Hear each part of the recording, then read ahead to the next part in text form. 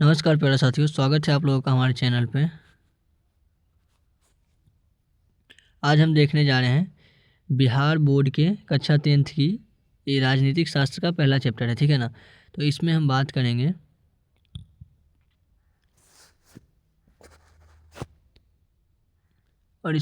करेंगे आज पहला चैप्टर के जितने सारे भी इम्पोर्टेंस क्वेश्चंस हैं जो कि एग्ज़ाम की दृष्टि से बहुत ही ज़रूरी हैं, जो कि आपके 2026 में पूछे जाएंगे। एग्ज़ाम में बस 2 महीने बचे हैं, इसलिए मैं अभी जो है ना लगातार 2 महीने वीडियो लाता रहूँगा। पहले मैं सुबह में इस राजनीतिक शास्त्र का बुक से डालूंगा, आज जैसे चैप्टर 1 का कराए कल चैप्टर 2 का कराऊंगा। दोपहर में आपको ज्योग्राफी का मिल जाएगा, आज मैं चैप्टर 1 का भी अपलोड कर दूंगा और कल चैप्टर 2 का मिलेगा। तो ऐसे ही 2 महीने चलेंगे और जितने भी रिवीजन है सब करवा दूंगा और लास्ट में MCQs जो इंपॉर्टेंट होंगे वो भी कराऊंगा। और शाम में आपको हिस्ट्री का मिल जाएगा। तो जो सोशल साइंस का है ना वो उसका आप टेंशन ही मत लेना, वो मैं करा दूंगा, ठीक है ना। बस आप एग्ज़ाम पे ध्यान दो। तो यहाँ पे ज़्यादा कुछ नहीं है, ठीक है। जो भी है ना बहुत सिंपल शब्दों में, और इससे ज़्यादा चैप्टर 1 से आ ही नहीं सकता है, ठीक है ना। मैं बहुत ही छोटा करके लाया हूँ, इससे ज़्यादा पूछेगा भी नहीं। बहुत सारे टीचर्स होते हैं ना बहुत बड़ा बड़ा कर देते हैं, तो बड़ा मैंने नहीं किया, छोटा है और इससे ज़्यादा कहीं नहीं पूछेगा। तो चलिए शुरू करते हैं। तो सबसे पहले है ना कि इस चैप्टर का जो नाम है लोकतंत्र क्या क्यों कैसे, तो इसमें सबसे पहले जो कहा गया है लोकतंत्र क्या है। तो लोकतंत्र एक ऐसी शासन प्रणाली है जिसमें लोग, जनता और तंत्र का शासन होता है, ठीक है ना। जहाँ जनता अपने प्रतिनिधि को चुनती है, वही सरकार चलाते हैं। यहाँ क्या होता है ना कि लोकतंत्र में जनता अपना मतदान करती है, उससे सरकार चुने जाते हैं जो सरकार को चलाते हैं। बल्कि इसके अलावा राजतंत्र भी होता है जिसमें कोई एक राजा होता है शासन, लेकिन यहाँ पे लोकतंत्र में जनता अपने द्वारा चुनती है। तो लोकतंत्र की विशेषताएं क्या है, वही शासक जनता द्वारा चुने जाते हैं। चुनाव के माध्यम से जनता अपनी सरकार तय करती है। हम अपना मत देते हैं, 18 साल के बाद हम मतदान के योग्य हो जाते हैं तो अपना मत देते हैं और सरकार चुनते हैं। जैसे कि इस बार बिहार में इलेक्शन हुआ और बीजेपी की सरकार आई, तो ज़्यादातर लोग किसको, बीजेपी को पसंद किए, तो बीजेपी की सरकार आई। हालांकि वोट सबसे ज़्यादा ना आरजेडी को पड़ा था 23% और बीजेपी को 20 ही पड़ा था। फिर भी उसका महागठबंधन था, 2 सरकार थी, एनडीए का सरकार, तो नीतीश कुमार को 19% पड़ा था वोट। और एक चिराग पासवान जी का पार्टी था LPG शायद, तो उसको भी कुछ योगदान हुआ था, तो उससे वो आगे निकल गई। और वहीं पे जो महागठबंधन का पार्टी था, कांग्रेस और ये मूल एक थे कुछ और जिसके साथ ये गठबंधन बनाया था, तो उसका क्या होगा कि पिछड़ गया। बस आरजेडी का ही वोट ज़्यादा रहा, जिस कारण से इसकी हार हुई। सभी नागरिकों को समान राजनीतिक अधिकार मिलते हैं। सभी नागरिकों को अधिकार रहते हैं कि आप वोट दे सकते हो, जैसे मतदान का अधिकार, चुनाव लड़ने का अधिकार, अभिव्यक्ति की स्वतंत्रता।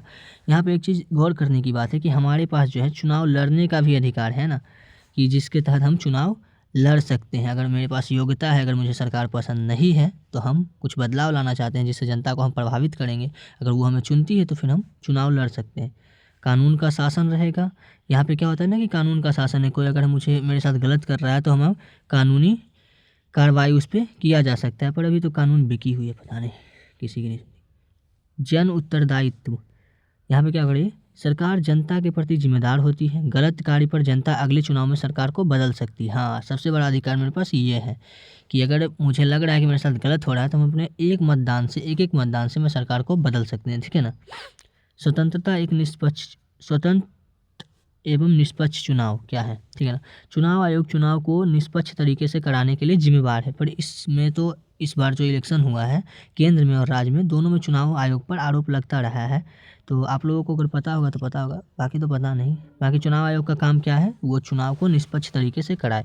मौलिक अधिकार की गारंटी, संविधान नागरिकों को मौलिक अधिकार देता है, स्वतंत्रता का अधिकार देता है, समानता का अधिकार देता है। मतलब कि पहले होता था ना जातिवाद की, कोई ऊंच है कोई नीच है, तो वैसा अब कुछ नहीं है। संविधान जो है सबको समानता का अधिकार देता है, सब समान है, सबको शिक्षा पाने का अधिकार है, ठीक है ना। शोषण के विरुद्ध अधिकार है, अगर कोई शोषण मेरे प्रति करना चाहता है तो हम क्या कर सकते हैं, उसके खिलाफ कानूनी कार्रवाई करवा सकते हैं। प्रेस और मीडिया की स्वतंत्रता, यहाँ पे प्रेस और मीडिया की स्वतंत्रता है, ठीक है ना, बस कहने मात्र को है। अभी क्या हो गया ना, मीडिया को आप लोग देखोगे तो कुछ मीडिया कुछ राजनीतिक पार्टियों की बात करेगी, कुछ अलग राजनीतिक पार्टियों की बात करेगी। मतलब कि मीडिया जो है ना कुछ राजनीतिक पार्टियों की होकर रह गई है, जनता की पता नहीं वो कब होगी। तो मीडिया सरकार की गतिविधियों को जनता तक पहुंचाता है और गलती को उजागर करता है। गलती को कब उजागर करता है भाई, आजकल तो सब भूल गया। लोकतंत्र की आवश्यक शर्तें, जन भागीदारी, समानता, कानून व संविधान का पालन, शिक्षित एवं जागरूक नागरिक हो। वहाँ पे अगर शिक्षित जागरूक नागरिक होंगे तभी तो अच्छे शासक को चुनेंगे ना हम, नहीं तो फिर क्या होगा, गड़बड़ हो जाएगा।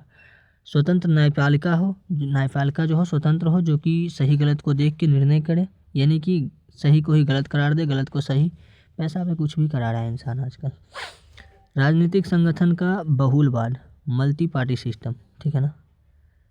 लोकतंत्र में नागरिकों की भूमिका, मतदान करना, संविधान का पालन करना। अब यहाँ पे जो बताया जा रहा है कि हमारी भूमिका क्या है लोकतंत्र को बचाए रखने के लिए, कुछ तो सरकार की होती है, अब कुछ हमारी है, जो कि है मतदान करना। हम सही से मतदान करें, सही शासक को चुने, गलत को ना चुने। अपराधी को अभी सब देखो ना विधायक बना के रखता है। तो ये सब तो हम क्या करें, खुद अपने पैर पे कुल्हाड़ी मार रहे हैं। संविधान का पालन करना हो गया, सही से हम संविधान का पालन करें। भ्रष्टाचार के खिलाफ आवाज़ उठाना हो गया, सही प्रतिनिधि चुनना हो गया, सामाजिक कर्तव्यों का पालन करना हो गया। अब आते हैं लोकतंत्र के फायदे पर। जनता की सरकार होती है, जनता के हित में फैसला होता है।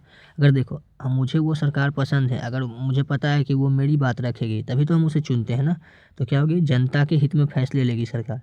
समानता और स्वतंत्रता की रक्षा करता है वो। व्यक्तित्व विकास का अवसर है, मतलब कि वो जो है ना, हम चुनते हैं अपने प्रतिनिधि को, वो तो मुझे जानता है। जैसे कि मुखिया हो गया, तो मेरा बात विधायक तक रखेगा, तो मुखिया का पहुंच विधायक तक हुआ, तो मुखिया के माध्यम से मेरा काम हो गया। तो क्या हो गया, व्यक्तिगत विकास का अवसर मिलता है।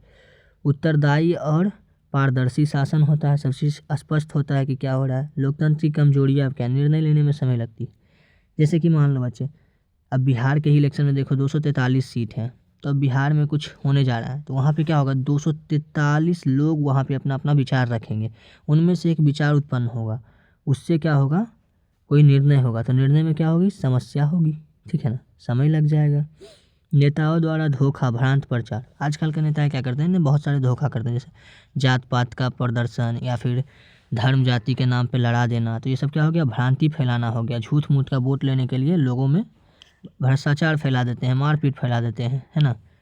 भ्रष्टाचार हो गया। फिर देखो भीड़ तंत्र होने का खतरा, यानी कि रोड शो देखते हो बहुत ज़्यादा निकलता है, तो भीड़ होती है। तो बहुत बार, एक बार तो ऐसा हुआ इस बार बिहार चुनाव में कि मतलब कि दो पार्टियां आपस में मतलब कि झगड़ा कर ली और एक का जान चल गया वहाँ पे, एक नेता का ही। अब यहाँ पे देखो इम्पोर्टेंट डिफिनेशन, शब्द परिभाषा। लोकतंत्र ऐसी शासन पद्धति है जिसमें शक्ति जनता के हाथ में होती है। निरंकुश शासन, देखो यहाँ पे है ना कि कुछ इंपॉर्टेंट डिफिनेशन है, जैसे कि लोकतंत्र क्या है, ये सब एमसीक्यूज में आ जाते हैं। तो पूछ जाएगा, जहाँ एक ही व्यक्ति या कुछ समूह का नियंत्रण हो, तो क्या हो जाएगा, निरंकुश शासन हो जाएगा। संविधान देश को चलाने का मूल संग्रह है, तो पूछ जाएगा देश को चलाने का मूल संग्रह क्या, तो संविधान है। चुनाव आयोग, चुनाव को स्वतंत्र, निष्पक्ष और शांतिपूर्ण कराने वाली संस्था है। चुनाव को निष्पक्ष शांतिपूर्ण कराने वाली संस्था कौन सी है, तो होगी चुनाव आयोग। अब आ जाते हैं शॉर्ट आंसर क्वेश्चन पे, ठीक है ना। लोकतंत्र क्या है, लोकतंत्र वह शासन व्यवस्था है जिसमें जनता प्रत्यक्ष या अप्रत्यक्ष रूप से शासन करती है तथा अपने प्रतिनिधि को चुनकर सरकार बनाती है, ठीक है ना। लोकतंत्र के दो प्रमुख गुण लिखिए। जनता अपने प्रतिनिधि को चुनती है और दूसरा, नागरिक को समान अधिकार प्राप्त होते हैं। अब आ जाते हैं तीसरे क्वेश्चन पे, निष्पक्ष चुनाव क्यों जरूरी है। निष्पक्ष चुनाव इसलिए आवश्यक है ताकि जनता अपनी पसंद का प्रतिनिधि चुन सके और सरकार जनता के प्रति उत्तरदायी हो, ठीक है ना। चौथा क्वेश्चन पे आते हैं, लोकतंत्र में नागरिक की दो भूमिकाएं लिखिए। पहला भूमिका क्या है, मतदान करने और सही प्रतिनिधि चुनने का मेरा अधिकार है, और दूसरा अधिकार मेरा यह है कि कानून का पालन करना और सामाजिक जिम्मेदारियां निभाना। अब आ जाते हैं अपने पाँचवें पर। पाँचवा ये रहा, संविधान की आवश्यकता क्यों है। तो संविधान देश के बुनियादी संचालन, नागरिकों के अधिकार और सरकार की शक्तियों को निर्धारित करती है, इसलिए संविधान जरूरी है। अब देखो संविधान नहीं रहता तो सरकार बना देते हैं हम, उसके बाद वो मनमाना कानून का शक्ति का उपयोग करता, आर्मी का शक्ति का उपयोग करता, तो क्या हो जाता है, वो निरंकुश शासन करने लगता। फिर इसलिए संविधान है कि तुम संविधान के अनुसार चलाओगे सरकार, ठीक है ना। अब आते हैं लॉन्ग आंसर क्वेश्चन पे, ठीक है ना।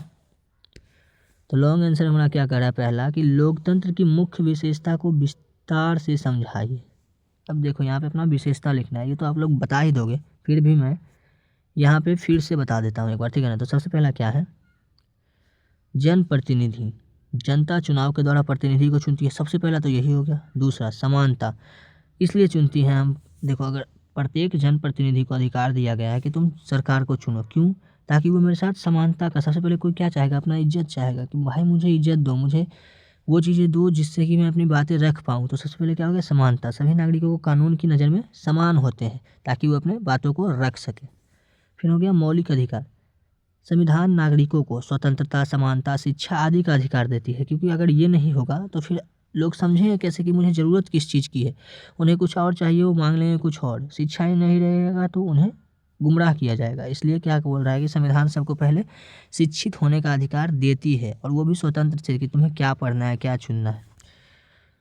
उसके बाद चौथा बोल रहा है उत्तरदायी सरकार। सरकार अपने कार्यों के लिए जनता के प्रति उत्तरदायी होती है, वो जवाबदेही होती है। उन्हें बोलना पड़ेगा कि आपने क्या किया है, नहीं किया है। अगर आप कुछ भी बोलोगे तो मैं आपको बदल दूंगा। पाँचवा है स्वतंत्र न्यायपालिका। न्यायपालिका स्वतंत्र होकर नागरिकों का अधिकार की रक्षा करती है। यही काम है न्यायपालिका का, यानी कि कोर्ट की। अब छठे में आ जाते हैं। छठा बोल रहा है ना, देखो, स्वतंत्र प्रेस। मीडिया सरकार की गतिविधियों पर नज़र रखता है, ठीक है ना। अब रखता है कि नहीं रखता है ये तो आजकल का मीडिया का पता नहीं। इन्हीं विशेषताओं के कारण लोकतंत्र जनता की इच्छा पर आधारित सबसे अच्छा शासन माना जाता है। यही हो गया विशेषता के कारण। ये 6 विशेषता थी। अगर आप लिख दोगे तो आपको 5 नंबर निश्चित मिलेंगे लॉन्ग आंसर में, क्योंकि वहाँ पे पॉइंट में ही लिखना होता है और मैंने पॉइंट में ही आंसर दिया। अगर आप ये 6 पॉइंट लिख दोगे तो उन्हें पता चल जाएगा एग्जाम वालों की, हाँ इन्होंने अच्छे से उत्तर दिया, इसलिए मैंने पॉइंट में ही बनाया ज़्यादातर आंसर, ठीक है ना। और ये इसमें से एक कोई आएगा ही। अब अगला देखते हैं। दूसरा क्वेश्चन कह रहा है बच्चों की लोकतंत्र के लाभ और हानि दोनों का उल्लेख कीजिए। तो सबसे पहले लाभ देखते हैं, ठीक है। सबसे पहले लाभ का देखते हैं। जनता की इच्छा अनुसार सरकार काम करती है। दूसरा, सभी नागरिकों को समान अवसर मिलता है। तीसरा, मौलिक अधिकार की सुरक्षा होती है। चौथा, सरकार पारदर्शी और उत्तरदायी होती है, ठीक है ना। क्या होती है? जनता की इच्छा अनुसार सरकार काम करती है, फायदे हैं। सभी नागरिकों को समान अवसर मिलता है, मौलिक अधिकार की सुरक्षा होती है, सरकार पारदर्शी और उत्तरदायी होती है। अब इसका हानियाँ देखते हैं, ठीक है ना। इसका हानि क्या हो गया? अब ये देखो, निर्णय प्रक्रिया धीमी होती है, ठीक है ना। भ्रष्टाचार की संभावना अधिक होती है। जनता कभी कभी गलत व्यक्तियों को सत्ता दे देती है। चुनाव में धन बल और बाहुबल का असर होता है। जैसे कि इस बार देखो बहुत सारे मतलब कि ऐसे नेता होते हैं ना जो कि चोर डाकू, पहले उसका इतिहास रहा, मर्डर किया है, ये सब। तो क्या हो गया? बाहुबल करता है, मतलब कि जनता को डराता भी है। इसी कारण जनता क्या होता है, डर से कभी कभी गलत प्रतिनिधि को चुन लेती है अपना धाक जमाने के लिए। या फिर कोई एक जन संप्रदाय होता है, जैसे कि जात पात बहुत ज़्यादा बिहार में, तो कोई एक जन संप्रदाय हो गया जो कि चाहता है कि हमारा यही नेता है जो कि सबको, दूसरे जात धर्म जाति वाले को डरा के रखें, क्योंकि वो बाहुबल का प्रयोग कर रहा है, ठीक है ना। इस प्रकार लोकतंत्र में कुछ कमियां होते हुए भी यह सर्वोत्तम शासन प्रणाली मानी जाती है। कुछ कमी है, पर अगर हमें सही शिक्षा दिया जाए, मुझे समझ आ जाए कि ये मेरे लिए गलत है, तो हम अपने चुनाव के द्वारा उसे हटा सकते हैं, इसलिए ये उत्तम व्यवस्था है। अब तीसरा देखते हैं लॉन्ग आंसर क्वेश्चन, ठीक है ना। तीसरा है भाई, लोकतंत्र की सफलता में नागरिक की क्या भूमिका होती है, ठीक है ना। तो पहला आंसर, लोकतंत्र नागरिकों की सक्रिय भागीदारी पर ही निर्भर करता है, क्योंकि एक नागरिक मतदान करेगा तभी लोकतंत्र का अस्तित्व वहाँ से शुरू होता है। तो मतलब लोकतंत्र अपने आप में विस्तरित चीज़ है, लेकिन शुरू कहाँ से होता है? मतदान के भागीदारी से, ठीक है ना। तो पहला हो गया मतदान करना। दूसरा, भ्रष्टाचार के खिलाफ आवाज़ उठाना। अगर कोई गलत कर रहा है तो सभी लोग मिल के एकजुट होकर हम उसके खिलाफ आवाज़ उठाएंगे। तीसरा, संविधान का पालन करना चाहिए, ठीक है ना। जो संविधान के हैं उसका पालन करें। अगर करेंगे ही नहीं तो फिर लोकतंत्र कहाँ बचेगा? बचेगा ही नहीं। सही और योग्य प्रतिनिधि चुनना, वो बाहुबल चोर डाकू इन सभी को दूर करना, जात पात से हट के सही प्रतिनिधि को चुनना जो कि हमारे लिए काम करे, ठीक है ना। सरकार के कार्यों की समीक्षा करनी कि सरकार सही कर रहा है या फिर गलत कर रहा है, या फिर किसी बस एक विशेष वर्ग संप्रदाय के लिए कर रहा है, ठीक है ना, ये भी देखना। छठा हो गया यहाँ पे सामाजिक सद्भाव बनाए रखना, यानी कि समाज में विष न घोलना, सद्भाव को बनाए रखना, सभी जातियों सभी धर्म को बीच एकता बनाए रखना, यही सरकार के काम है। यदि नागरिक जागरूक हो तभी लोकतंत्र सफल हो सकती है। तो इसके साथ जो है बच्चा, हमारा ये चैप्टर हो गया ख़त्म। और हम आपको एग्ज़ाम की दृष्टि से कुछ टिप्स बता देते हैं। जैसे कि देखो, परिभाषाएं तो याद कर लेना जो भी मैं बता दिया हूँ। लोकतंत्र की विशेषता व फायदे नुकसान दोहरा लेना एक बार, ठीक है ना। चाहो तो मैं PDF का लिंक अभी यूट्यूब चैनल में ही दे दूँगा, मतलब नहीं, टेलीग्राम का लिंक दे दूँगा चैनल का, उसको ज्वाइन करना। वहाँ पे मैं आपका इसका जो है ना नोट्स प्रोवाइड कर दूँगा। ये पूरा जो है अभी शॉर्ट आंसर क्वेश्चन खूब पूछे जाते हैं इसके, जो है ना शॉर्ट आंसर क्वेश्चन वो पूछे जाएंगे आपसे, निश्चित मान लो कोई एक तो ज़रूर पूछेगा। उसके बाद लॉन्ग में लोकतंत्रता की विशेषता और नागरिक की भूमिका सबसे ज़्यादा इम्पोर्टेंट है, क्योंकि ये पूछता है, इसलिए मैंने आपको बता दिया है, तो याद कर लेना, ठीक है ना। चलिए इतना ही। अब मतलब कि दोपहर को आपको ज्योग्राफी का मिल जाएगा और शाम में हिस्ट्री का, तो बने रहना चैनल पे, ठीक है। 15 मिनट में मैंने इसको क्लियर किया है। हर रोज़ मानो तो 15 मिनट के लिए आपको वीडियो एक मिल जाएगा, तो मतलब रोज़ 15-15 मिनट ही दोगे तो आपका जो राजनीतिक शास्त्र क्लियर हो जाएगा। और हिस्ट्री ज्योग्राफी का भी ऐसे ही 15-20 मिनट लगेगा रोज़, हर रोज़ एक चैप्टर आपका क्लियर ईजी हो जाएगा। तो पढ़ने पर ध्यान देना, ठीक है ना।